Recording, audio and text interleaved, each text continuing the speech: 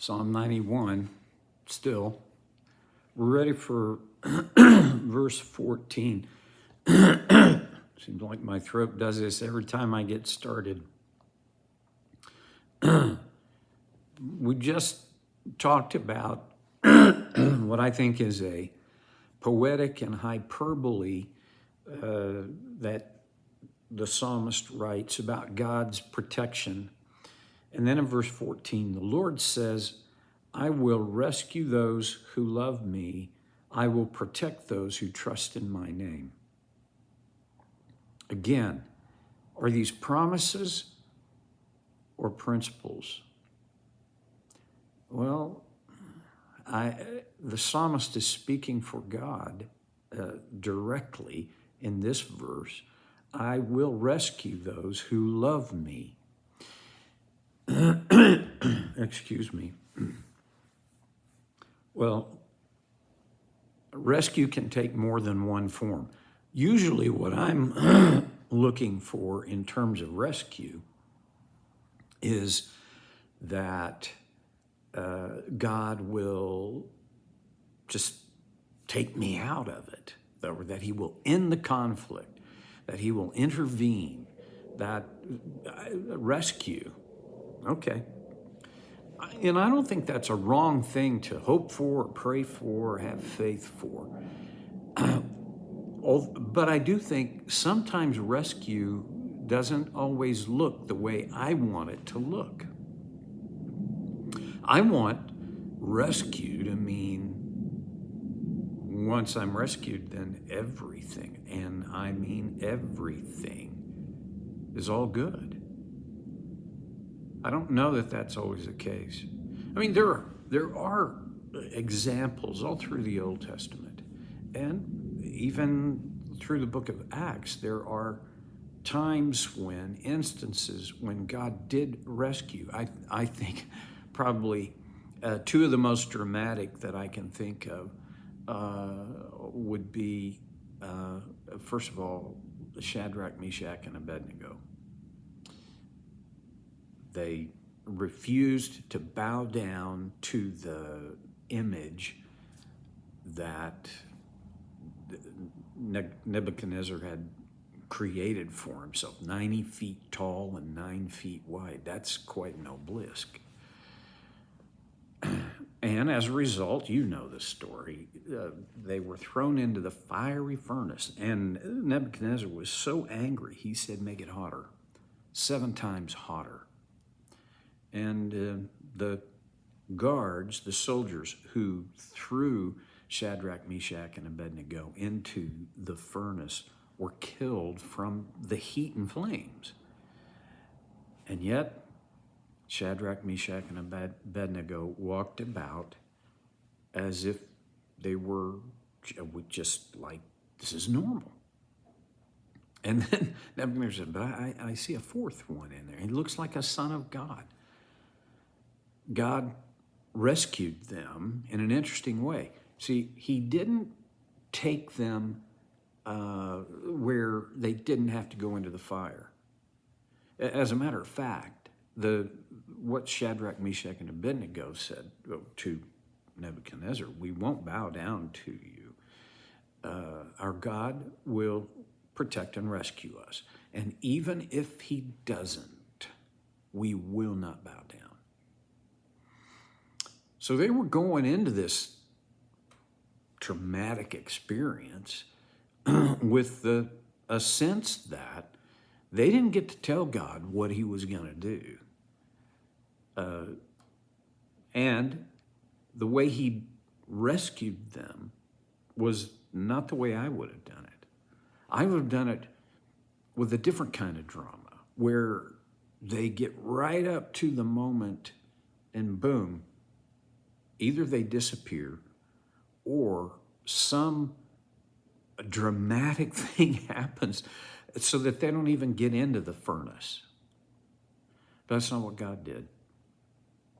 I think of another one, and that's Daniel in the lion's den.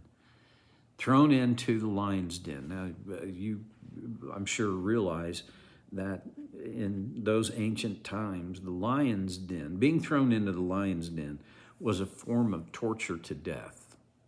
The lions were kept hungry. These were not zoo animals. These were lions that had been captured and thrown into this, probably a pit, and there was a cage top, so they couldn't get out, but they weren't well fed. So that when a person, this was it was the ultimate punishment, but they were thrown into the lion's den, and the lions literally pounced upon that person, tore them to pieces, and that's how they died. It was ugly, and it was gruesome, and it was, sounds horrible for me to say it this way, effective as a punishment. God didn't rescue Daniel from this horror. Daniel was thrown into the lion's den, and what God did to rescue him was he shut the mouths of the lions. They didn't pounce on him. They didn't attack him. They didn't. I guess what I'm saying is how God rescues is not, well, I can even say it this way, is not usually the way you and I would script it. I think of the Apostle Paul in the book of Acts.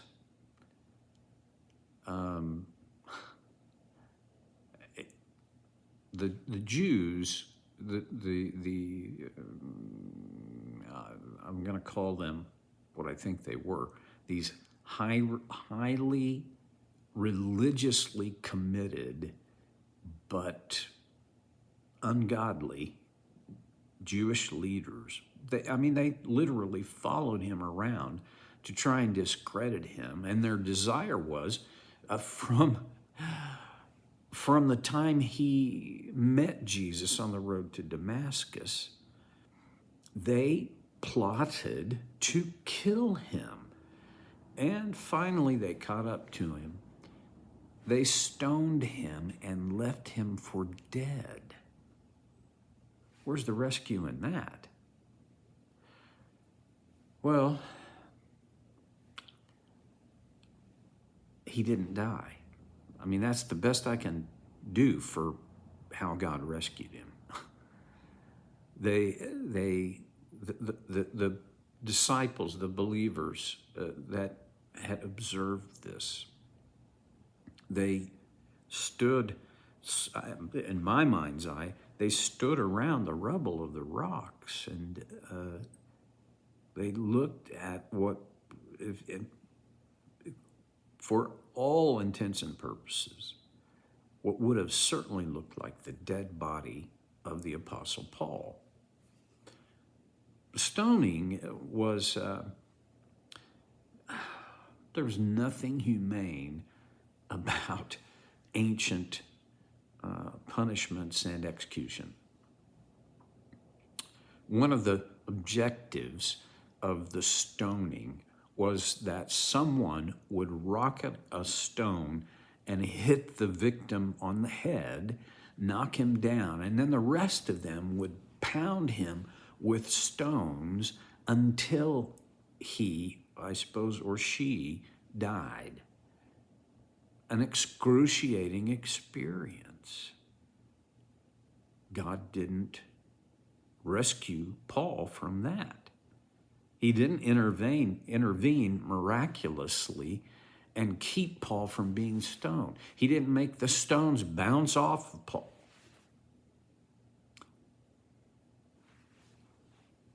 And the most profound example that comes to my mind is of Jesus on the cross. Jesus could have rescued himself. God, the Father, could have rescued Jesus, the Son, but he died on the cross. Where's the rescue? It wasn't till 3 days later, when Jesus stepped out of that tomb, a alive and whole, more whole than he had ever been up to that point in time. I guess the point I'm trying to make is rescue, God's rescue doesn't always come the way I want it to, the way we would have written the script for it. And there is a sense in which, excuse me, all of us, unless we are alive when Jesus returns, all of us will die. There's really no rescue from physical death in time. But there is this, that's not the ultimate death. That's not, because we will live on. The Lord says, I will rescue those who love me. Okay, I hope I can wrap this episode up with this thought. The psalmist doesn't say, I will rescue those who obey me. He says, I will rescue those who love me.